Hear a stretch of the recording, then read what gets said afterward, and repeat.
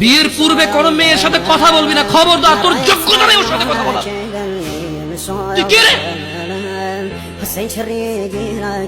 বামন হয়ে চাঁদের দিকে হাত বাড়াবি না।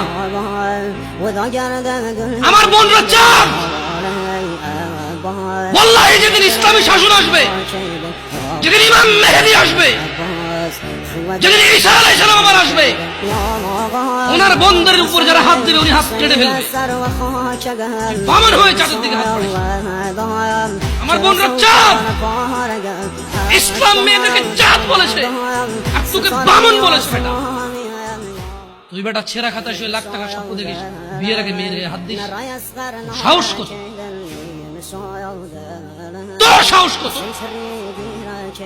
তুই জানিস না মুহাম্মদ সাল্লাল্লাহু আলাইহি সাল্লাম বলছে নেক স্ত্রী দুনিয়াতে যা আছে ওর চেয়ে বেশি উত্তম। তুই কি করে ওর গায়ে হাত দিস বিয়ের আগে? তোর সেই যোগ্যতা আছে বল? তোকে আল্লাহ জাহান্নামে ফেলবে, তোকে আল্লাহ জ্বলন্ত আগুন নিক্ষিপ্ত করবে, তোর শরীর পচবে, তোর শরীরের গন্ধে জাহান্নামীরা থাকতে পারবে না। তোকে আল্লাহ এত নিকৃষ্ট